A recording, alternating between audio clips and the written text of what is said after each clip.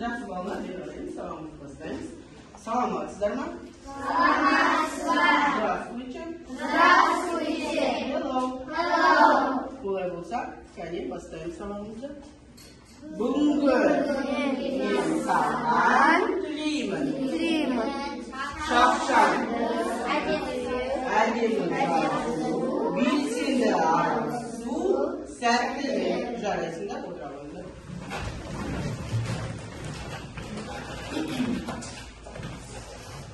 Балалар, бүгінгі сабағымыз күнделігінен ерекше болмақ. Себебі біздер теңіз әлеміне саяхатқа су астына шығамыз.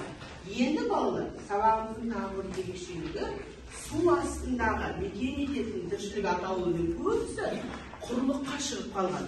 Егер біз құрлықтағы су астындағы мекендеушілерге көмектессек, су астында мекендейтін тіршілік иесі суымызға қайтадан келеді.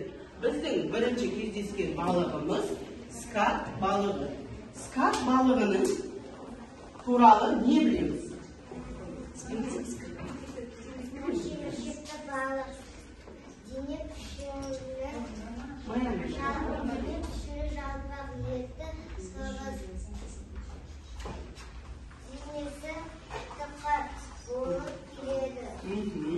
Бұл балалар скат балығы.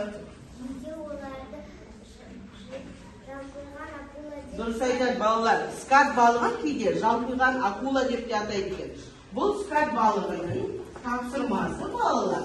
Сіздерге QR кодты егер шешсеңіздер, сіздердің кодтарыңыздың аттары шығады дейді. Олай болса, бәріміз тақтаға қарай қойып.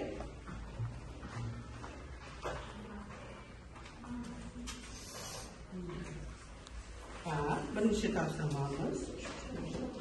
Қандай фигура шықты балалар? 3 бұрыш. Олай болса, сіздердің топтарыңыз 3 бұрыш болады екен. Келесі топ.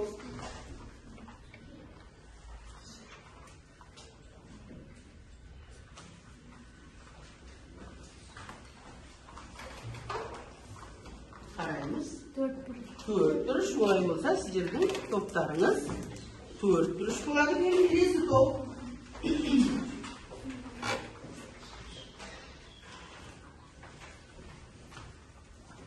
Қараймыз. Қандай фигура шықты? Шаршы. Олай болса, сіздің топтыңыз шаршы болады екен балалар. Келесі топ.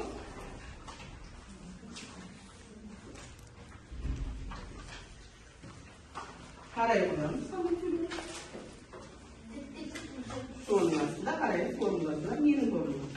Периметр. Олай болса, сіздер периметр боласыздар. Жарайсыздар. Скат балығы сіздерге өте риза.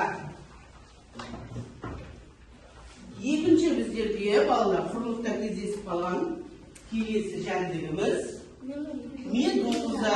Медуза дегеніміз не? Айта қояйық. Медуза.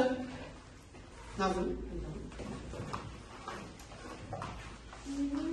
Шығар даусыңызды. Теңізде жүзіп жүреді.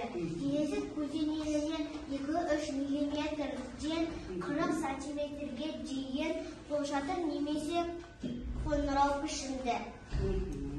Жарайсың. Медузаның тапсырмасы балалар сіздердің алдарыңызда жатыр. Анаграмма. Егер сол анаграмманы дұрыс шешсек, бүгінгі біздің сабағымыздың тақырыбы шығады. Міне, мынадай анаграмма әр топта жатыр. Кәне топ болып жинала қояйық та тез-тез тақырыбын шығарамыз.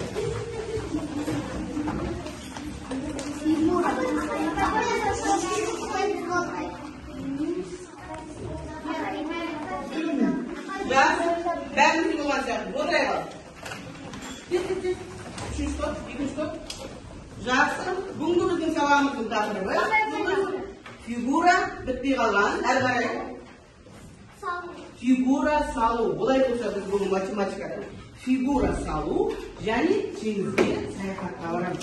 Және қараңыздар балалар, сіздердің алдарыңызда эмблемаларыңыз бар. Эмблемаларыңызда нені суреттер бар?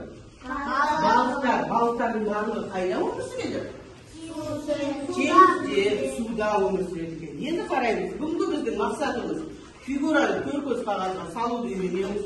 Көркем әдемі етіп жазамыз. Фигураның периметрін Tabuda öğreniyoruz. Geometrik figürleri aşağı yukarı öğreniyoruz. Olay olsa, hazır biz osonday oyun oynash kerak. Kelasi onu o'ynash uchun bizga quruqda tag'ida bir janr кездесті. Ол не ekan? Жұлдыз. Бұл суда өмір сүретін жұлдыз екен. Жұлдыз айта болсын. Су janrдagi жұлдыз тәрізді пішініне сәйкес жұлдыздар деп аталады. Олардың ұзындығы 1,5 сантиметр. Созылғанда 60 сантиметрге дейін жетеді. Жарайсың, бұл жұлдыз екен. Жұлдыздың тапсырмасы балалар.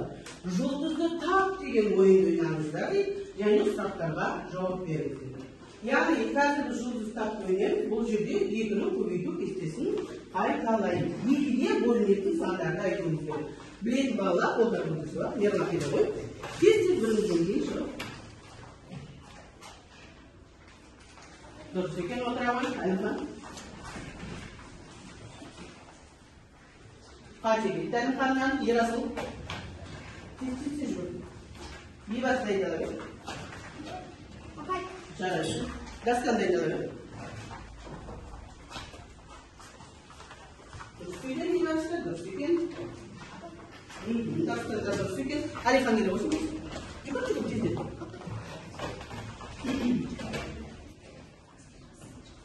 Jarayın. Ada kandiyle olsun.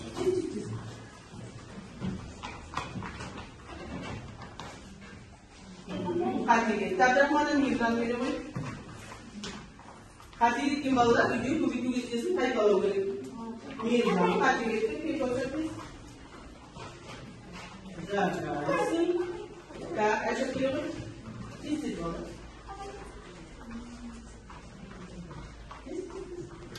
Ayağına gelin. Takda var mı? Жоқ, жарайсыңдар балалар. Керемет орында шыққанда, олай болса бәріміз өзімізге лайк қойып көрейік. Жарайсыңдар. Енді осы жұлдыздың тағы да бір тапсырмасы бар. Сіздерден сұрағысы келіп тұр. Құрама есептеу деген не? Айтқан. Құрама есеп амалдан екі немесе үш амалмен шығарылады екен, отыра ғой. Көбейтудің компоненттерін маған айтып бере қояды. Әйгерім айта ғой. Көбейтінің мәні. Отыра ғой. Көбейтудің компоненттерін айтады маған. Бекар сөйле ғой. Бөлінгіш. Бірінші. Бөлінгіш. Бөлінінің мәні. Ой, жарайсың. Периметрді қалай табамыз? Периметрді нүкір айта ғой. Периметрді біз деген аны бірге қосамыз, ғана аға қосамыз. Немесе аны бірге қосамыз, бұны екіде көбейтеміз. Дұрыс, бұл екінші жағдайы. Үшінші жағдайы.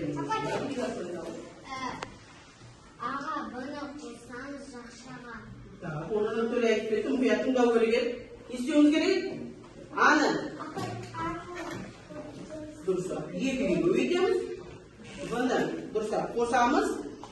Bunu yekini davuzdan çıkaramız. Ama ne diyorsunuz da?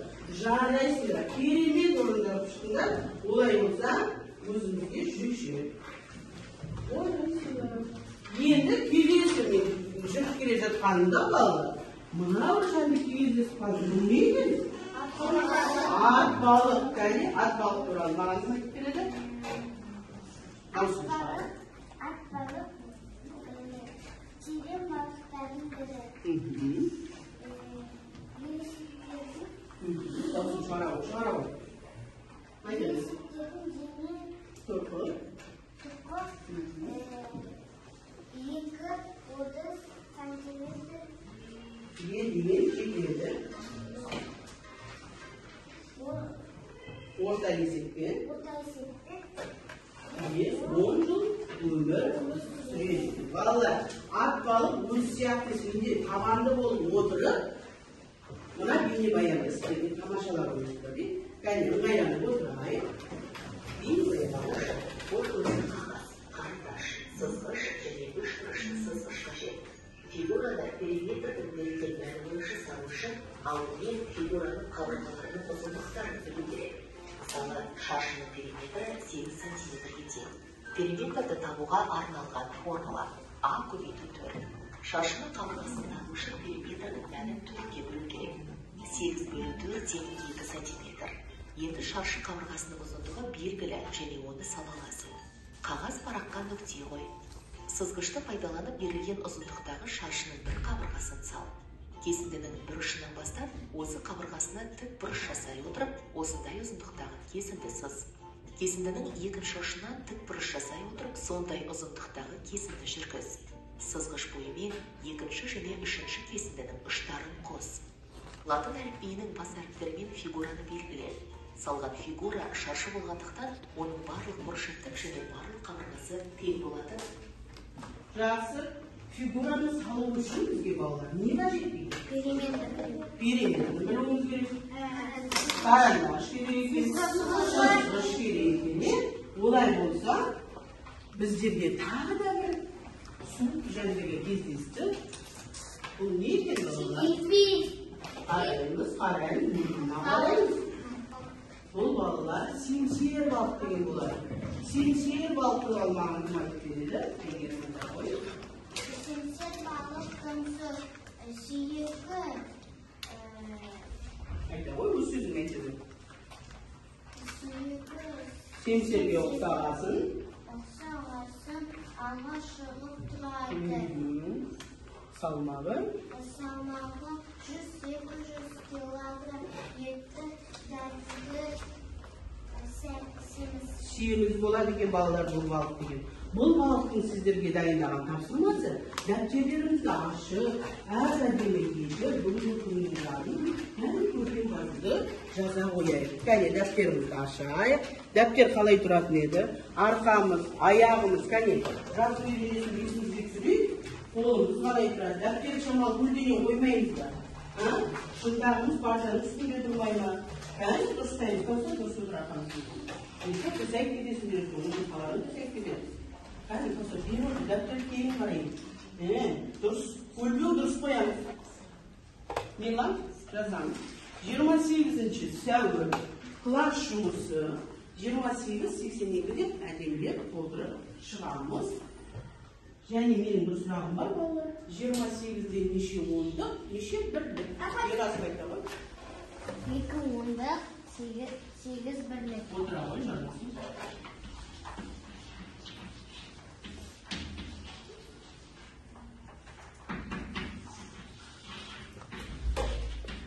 Келесі 82-ні қосынды түрінде айта ғой, Рамзан?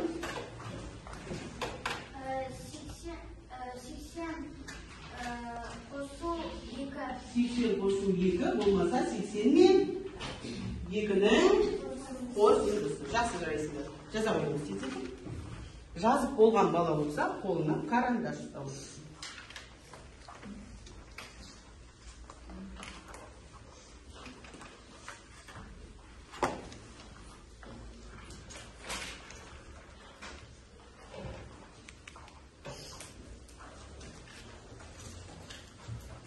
Карандаш қолымызда, болған баланың қолында карандаш.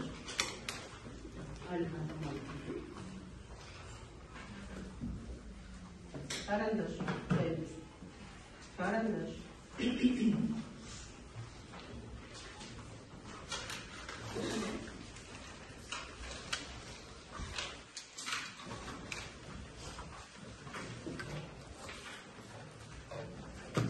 Так, мен қарап отырмын. Екінші топ болған. Төрт бұрыштар, үш бұрыштар шамалы жазып жатыр. Шаршылар Рамзан бар екен. Периметрде бәрі болған екен жарайсыңдар. Рамзан шамалы дейсің. Жалғыз сен болған. Семсер балықтың сендерге тапсырмасы тағы да балалар. Графикалық диктант орындаңыздар дейді.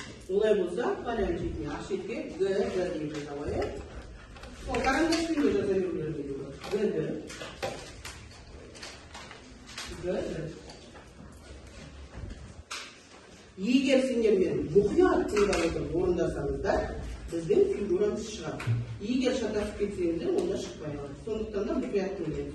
Оңға сіз десе, қай қарайсаңыз? Солға десе. Жоғары.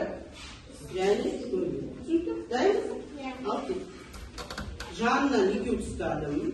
Үшінші торгөзге қолымды карандашымды ұстап отырмын. Дайынмын. Екі оңға. Төрт төмен. Апа, ручками соғыстан можно? Конечно. Нет. Что сыпать? Что Тез қапым. Баста. Қазір Абдрахман не болсын? Екі оңға. Сендер сіз айтатын Абдрахман. Төрт төмен Абдрахман. Төрт төмен. Келген жерде қолымыз тұр. Бір оңға. Бір оңға. Тез қосып. Үшінен дешті. Бір оңға. Екі жоғары.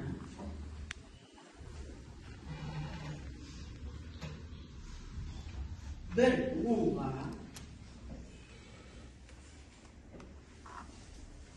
Bir жоғары. Төрт оңға. Төрт оңға.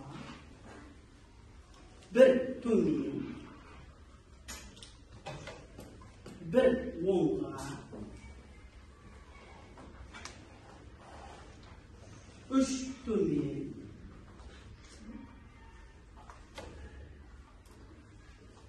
Bir solға. Шатаспайын, солға. Bir төмен. Bir solға. Bir жоғары. Төрт солға.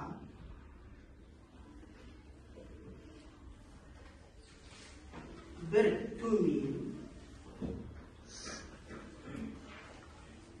Bir solға. Bir жоғары. Bir solға. Üç жоғары. Bir solға. Екі жоғары. Манағы бірінші нүктеміздегі түйісті ма? Не шықты? Тасбақа. Ол қайда өмір сүреді балалар? Суда өмір сүреді. Тасбақаны керемет салғандарым үшін оң қолымызды алайық. Кәне өзіңіз мадақтап жіберейік. Жарайсың жұмабыл. Дұрыс айтасың, әркім өзінің атын айтады. Олай болса, келесі тапсырманы кім береді екен? Не береді екен? Тасбақа. Тасбақа туралы мәліметті маған Алайша тарап қой. Тасбақалар бауыр мен жорғалаушылардың бірі. Оның арқа сауыты карапакс, ал бауыр сауыты плакстрон деп атайды. Оның сауытының ұзындығы 12 сантиметрден 2 метрге дейін жетеді. Жарайсың. Балалар тасбақа сендерге тасбақа қайда өмір сүреді балалар? Суда. Суда да? Құрғақта да өмір сүреді екен. Сол себепті сендерге тасбақа жұптық жұмыс орындай қойыңыздар дейді. Үш бұрыштар. Оқулықтың бәріміз 42-43 бетін ашып қоямыз. Үш бұрыштар. Бірінші тұрған суретті жұппен орындаймыз, өлшейміз, периметрін табамыз. Төрт бұрыштар. Екінші тұрған суретті периметрін, сызғышпен ұзындығын енін өлшейміз, периметрін табамыз. Шаршылар. Екінші есептің бірінші фигурасын өлшейміз, жұппен ал периметріне сызделген. Екінші есептің екінші фигурасын өлшеп, периметрін табамыз. Әуел тастап өлшіп жұппен өлшеп, кім дайын отыр? Кім дайын отыр? Онда сендер жұппен өлшеп орындап болсаңдар, дәптерге орындай береміз. Дәптерге Ж деп жазамыз жұптық жұмыс. Маған бірінші топтан жұптан шығады маған. Жұлдызбен Әлімхан шықсын. Екінші топтан маған шығады. Нұртөремен Гүлзат шыға қойсын. Үшінші топтан маған шығады. Әйгеріммен Әлімхан шыға қойсын. Төртінші топтан Ал Кәусар мен Әлім шыға қойсын. Біреуміз сызамыз, біреуміз Kendin hangi bardağını salarsın? Apa erkeğin Erkek gözünün kovanın taktırmasının orunda var. Jüptarının. Kendin aldız, defterge orunda var. Defterge sızamız. Tasmakadan iki ustayımız. Jışı deyip жазып koy. Al әдемі қылып саламыз. Болған бала бар ма сызып? Кім сызып болады, отыра беруге болады.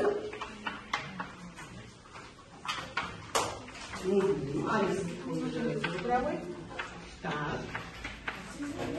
Жыжы. Әлі мұздың орын берді. Так, бірінші тұрған жұлдыз бастап сөйлей берсін. Жаза бер, айта бер, жаза бер. Қандай? Үлкен ба, кішкентай ма? Кішкентай, а?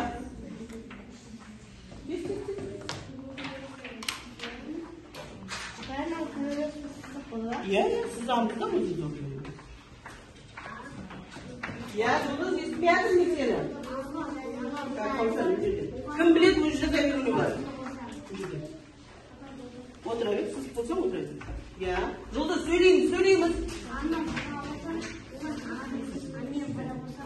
Енді айтып нешені қосып атты? Жаза бер, айта бер, маған қарама. Болады. 12 не? Сантиметр жарайсың. Отыра ғой, жұлдыз болды. Бірінші үшбұрышқа тобы болды, отыра бер. Так, кім сөйлеп атқан? Әйгерім ба? Ал, айта ғой. Болады. Қай формуланы білесіңдер, сол формуланы шығара беруге. Так. Енді кім болады?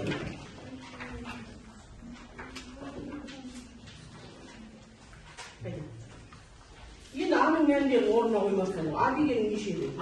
Айды қосып. Енді қайдан жерде? 6 көбейту. Так, сенде 3-ке дейін не тұр? 3-ке дейін қандай амал? Айтшы, қосуға бара ма? Қосуға ма? Олай болса, көбейту жүрмейсің. 6 көбейту. 2 көбейту. Кеше? Неге алды? Кеше? 2 ол? Жоқ, біткен жоқ қайыр қарай. Қосуын қайда? Айта ғой. Периметр табу үшін. Табы. Қосамыз. Яғни, айта ғой. 3 пен 2-ні қосымсың. Тағы да 3 пен 2-ні қосымсың. 5 болады. 10 отыра ғой.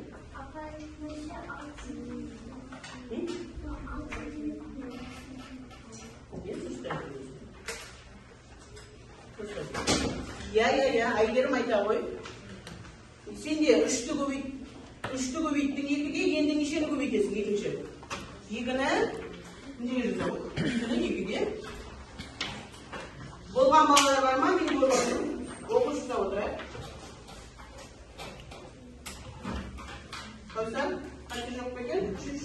3-4 қарайық. 6 екім. 2 екім. 4, енді 12-те 4 қоссам 24 шыға ма деймін? 16. А сенде қате жоқ дейсің. Қайын дұрыстаймыз, 16. Бізге әйгерімге көмек керек болып жатыр, шаршы тобы. Шаршының тобы. Шаршылар көмектесеміз. Аяна. 3 екім. 3 екім. 6. 4 екім. 2 екім. 6-ға 4. Қосып атып алды. 10. Сіздерде 10. Жақсы қалды.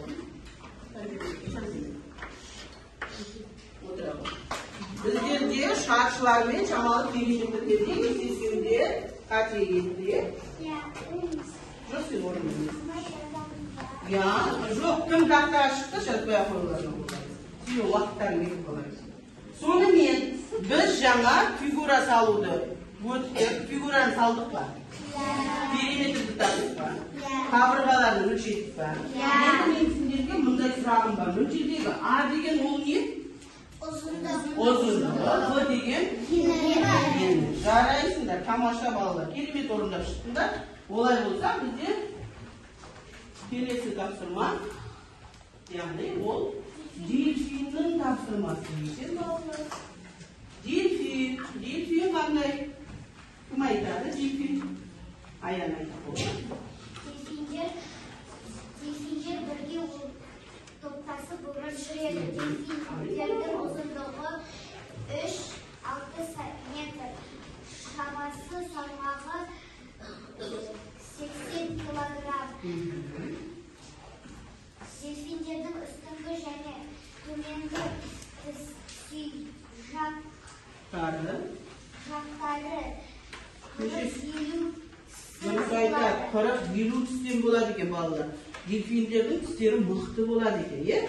Дельфиндер сосын адамға көмектесе ме балалар? Иә, көмектеседі екен. Олай болса, дельфиндер сіздерге шамалы серігіп алайық деп, орбол ойынын ойнап жіберейік деп. Кәне бәріміз назарымыз тақтаға аударайық. Бәрі қосылсын, тапсырмасын қарап алайық.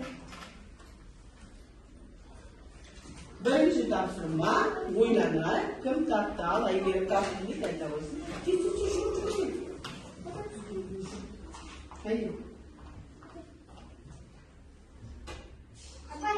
Қара, Айгерім дұрыс бір кездені ойлану керек. Отыра қой.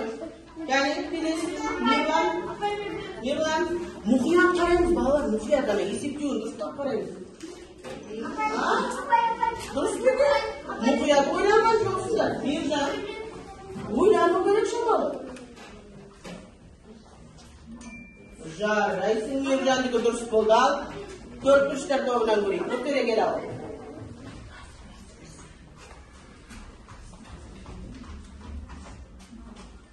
Дұрыс екен? Дұрыс екен. Ал кім ойландың аны? Ал әлім қан ойландың дейді. Дұрыс екен? Жарайсың. Ал қарақат көрейік.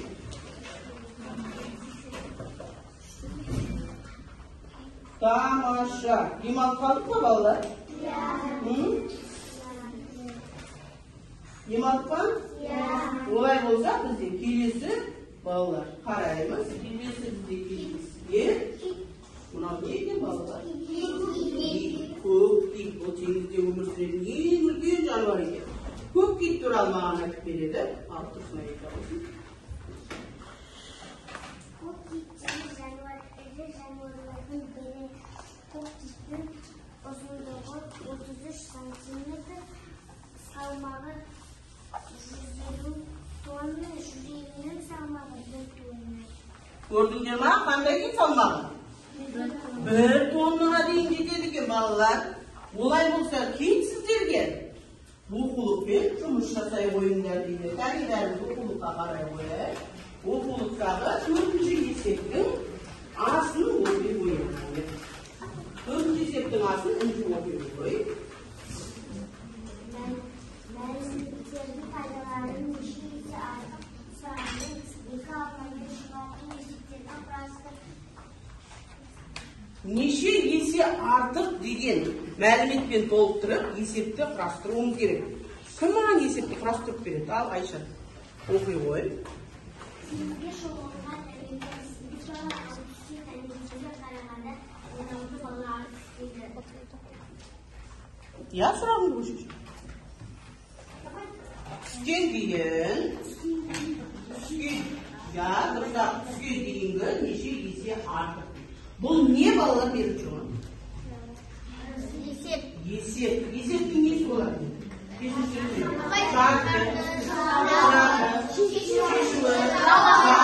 Жақсы, олай болса шартты есеп айта қой. Берілген айта қой. Не берілген? Тез қарасаңыз. Ес бар ма оны көрейік. Таңертең 8 бала.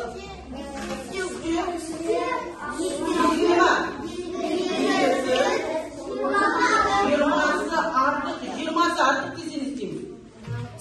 Қосамыз. Және сұрақ. artık. Çıkaralım ama. Nomer 1 deyimiz kettik. Dafterin aslında. 2 üstlerimiz ortasına nomer 1. Siz de tutalım.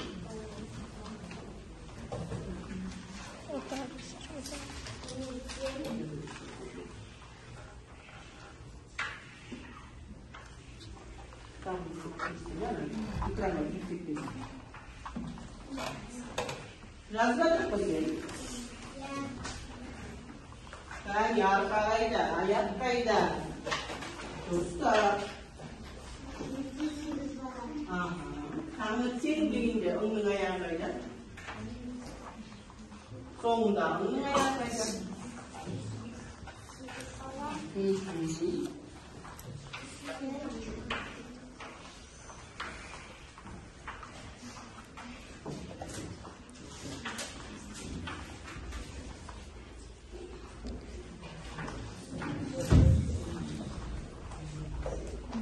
Men öncüde естімедім да?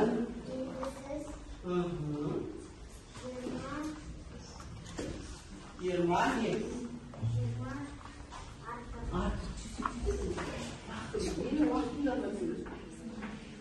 Жиырмасы артық. Және неге барлығы деймін, о, неше есе артық. Және оның олай қоятын еді, неше есе артық десе? О, біздің қолдарымызда тірәп болып келеді. Мына жүргізді.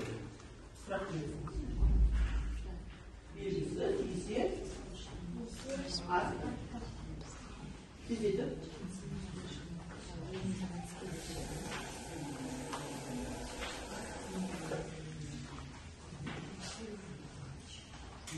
Ya, üç gün oldu. Haydi abi. Nasıl gitsin? Ayları doğru nasıl gitsin?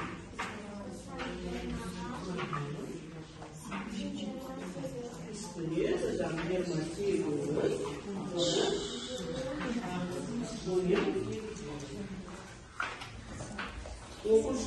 Okuşlar görmeyi kalmasın arasında. Yani arkayla.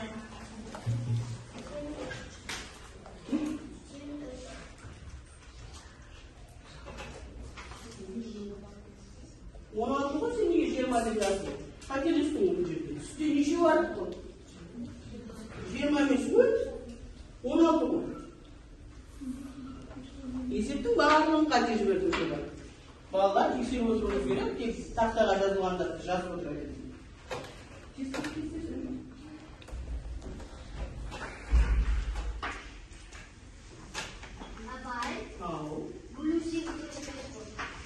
Егер бұл таңертең неше есе артық деп неше есе артық, неше есе кем десе бөлгеніміз бар. Болады, үш не болады? 3 есе артық.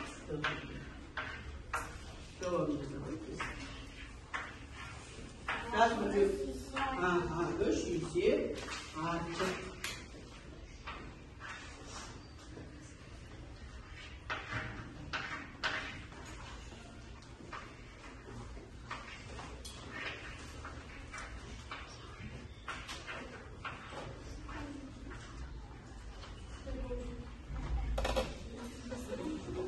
Жарайсың отыра ғой. Үнжу дұрыс шығарды ма есепті? Олай болса, үнжуге біздер окей бағына. Жарайсың. Кәне қалауын тездетіп жазып ала ғой. Келесі тапсырма. Жоқ, тақта ашыққан бала өзің есебін жазбайды. Болған топ оқушы ұстап отырса, мен көрер едім. Кім қай топ болып отырғанын. Алихан сен жатып алдың ғой партаға? Алихан?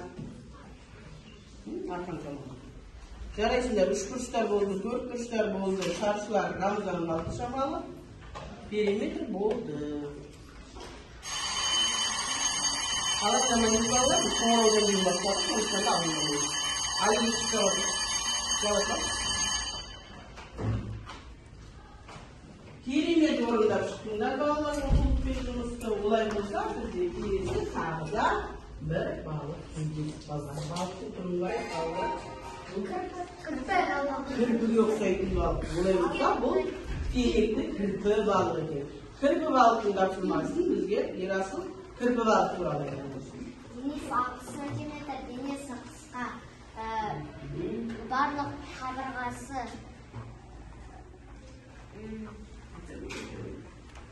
Суға толған кезде не сияқты болып кетеді? Анандай шар сияқты болып кетеді. Иә, бүкіл дүкендерің не істейді сосын оны? Ұзарып шыға келеді екен. Осы бізге кірпі балықтың дүкендері кіріп кетпеу үшін балалар, сендерге ол мынандай тапсырма берді. Практикалық жұмыс. Алдарында геометриялық фигуралар жатыр. Қараймыз. Геометриялық фигуралар жатыр. Міне, қазір осы қағазда геометриялық фигуралар құрастырасыңдар. Сосын маған айтасыңдар. Топ болып кетсін. Бірінші топ инелі, екінші топ кеме, үшінші топ тасбақа, төртінші топ жауын құрт.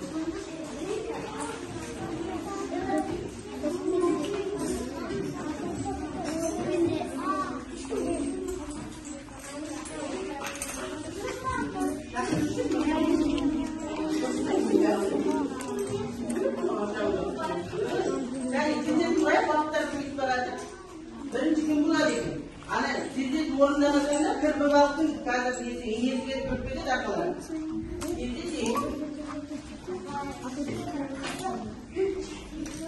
Қара, şimdi бар, боштық таптар, мара şimdi бар.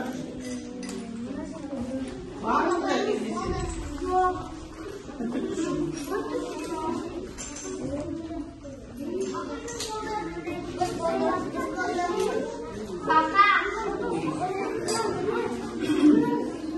Кім болды не келе жатыр?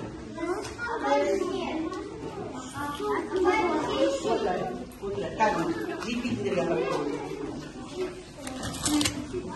негізі жетті ма?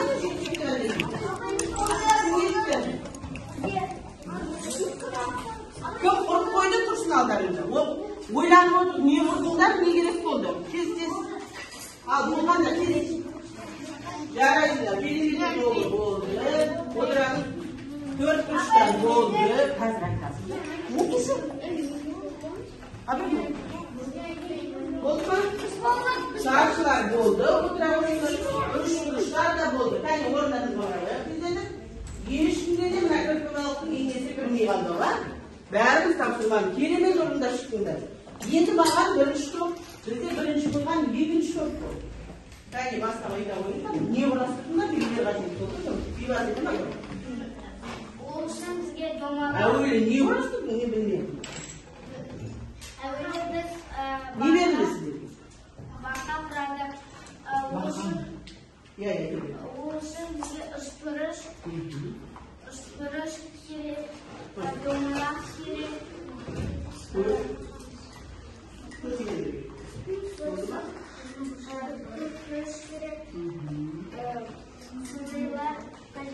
Енді осы топқа мен сұрақ қойғым келіп тұр. Сіздерде бақа шықты ма? Қарай, мен сіздерге не құрастыруға бердім? Тақтаға қарай. Екінші топ қарайық та. Сіздерге кеме негізінен асты жағынан қараған кезде кеме. Бұлай бақаға да ұқсайды екен, е? Жарайсыңдар отыра қойыңдар. Келесі бізде болған екінші топ. Переметр топ ал. Не құрастырдыңдар? Айта берді, бар ма?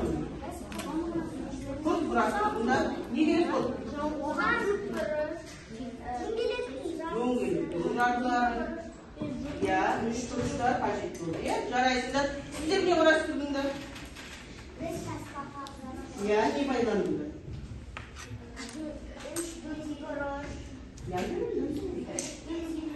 Жоқ, санын айтпай қойды, үш тұрыштар байландыңдар. Дөңгелектер, сұтынға дейін тұрды. Геометриялық фигуралар байландыңдар. Жақсы, жарайды. Сіздерде? Бізде инелік жасады. Инелік құрау үшін төрт күштің тобы тыңдаймыз.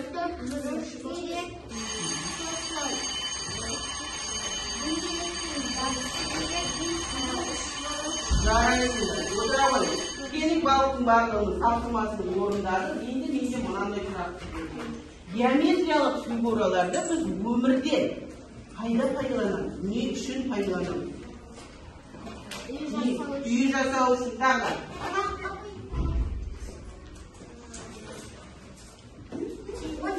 Терезе, үйдің терезе, ойыншықтар жасау үшін. Заттар жасау үшін. Үй жасау үшін. Айды үй жасау үшін. Далады. Өзіміздің отыратын үйлерді де жасап жатырмыз. Стол, мата. Яғни біз геометриялық фигуралар өмірде керек пе? Жарайсыңдар. Олай болса, көршілеріміздің арқасынан жаңа қоямыз. Көршіміз бәріміз бірігіп орындап тұрмыз. Тамаша. Келесі бізде келесіде ең соңғы мына біздің құрлықта қалып қойған маңдай. Не бұл? Акула туралы маған кім айтады? Акула, Гүлзат айта қойыңыз. Акуланы тыңдап айтшы Гүлзатшы. Акуланың ұзындығы 15 сантиметрден 20 метрге дейін ұзын болады. Акуланың салмағы 14 тоннадан тұрады. Екі қатарлы тістері 1500-2000-ге дейін барады. Жарайсыз. Акуланың тапсырмасы балалар. Бәріміздің алдымызда мынандай QR-кодтар бар ма? Әркімнің QR-кодын алсын. Сіздерге шамалы кликерс ойынды ойнап жіберіпсіз дейді. Ол үшін жақсылап тапсырманы тыңдайық. Бірінші тапсырма сіздерге периметрдің формуласында А-ма, В-ма, С-ма, Д-ма. Әркіміздің кодын көрсетіп olsun. Апайламаймыз. Кодты көрінетіндей қылып істеп отырамыз. Қазір апай сканер деп шығады. Кімдікі дұрыс болып, дұрыс емес көреміз.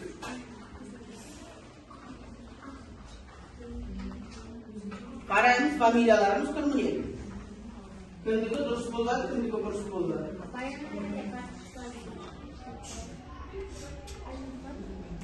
Значит, дұрыс ұстамаған ішінде карточка деп тұрған.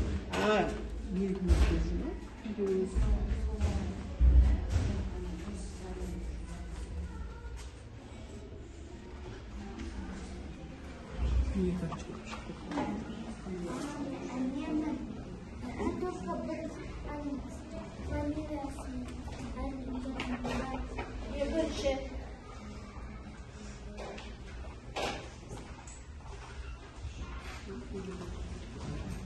Он екі балада балалар дұрыс болды. Келесі тапсырманы қараймыз.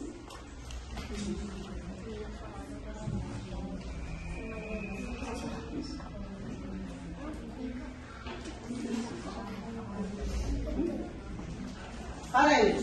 Ұзындығы 5 сантиметр, ені 4 сантиметр. Осы 4 бұрыштың периметрі нешеге тең болады? Есептеп алыңдар. 5 және 4. Ауыл есептеп алыңдар. Неше болады? Осындар әркім өзінекін көрсетеді. А-ма, В-ма, С-ма, Д-ма.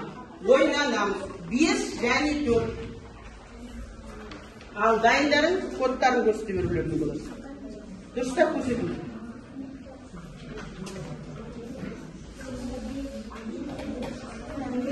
Негізі кеше ғана оқушылардың фамилиясы шығып тұрады. Негізі ақау болып қалып жатыр техникалық. Негізі фамилиялар жазып тұрады. Әр баланың фамилиясы қасында негізі шығып тұрады. Жауаптар.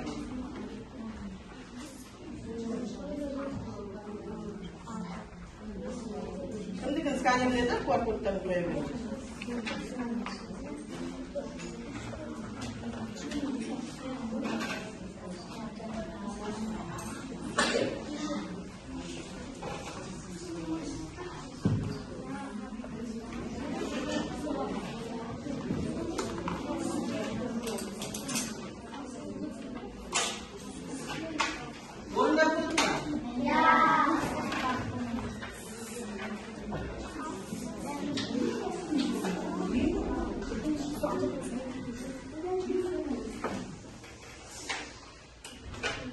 Жарайсыздар балалар, енді қолыңдан түре қойыңдар. Кім бүгін барлығын түсінді? Кімге сұрағы бар, кім түсінген жоқ майшабаққа? Кімге сұрақтары бар әлі, тордағы балыққа келеді, ал кім барлығын түсінді, мына алтын балықтығысына келіп, тұрабыларына болады. Бірінші топ сезілдейік.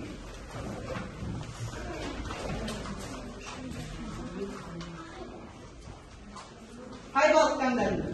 Алтын балық, қай тұрау? Екінші топ тез-тез жүріп. Қай балық таңдадың да соны айтамын. Қай балық таңдадың? Алтын балық жанында тұра қойды, бір-бірін ашып. Үшінші топ, тез-тез жүріп. Yani buraya katarım. Niye böyle zopladın? Aldın mı? Dördüncü bir kanka da gel. Altın balık. Bugün tavsırman kerime sorunlarında olay olsa balıklar suğa kayıtkanlar. Riza. Yani ben buraya ademini boşaltmıştım buraya. Hatta oraya da düşüre sorunlar sağlıyor. Tamam. Yeni vakit tığız devam. 45 minutlara salgan 40 minut devam kalsın. Sonunda bağlar bundan oldu balık düşürüyorum. Bu yüzden bakalım soğuk gerekedi. Mine balıklar sizlerge riza, sizlerge özderi siyahtı sığlıklarını yerim jüberdim mine. Ya, büyüge tapsırma, ikinci esep, sonra üçüncü bir. Barlığın tamaşa karşısınlar, kerime orunlarınlar. Barlığınız var, rahmet. Asıl.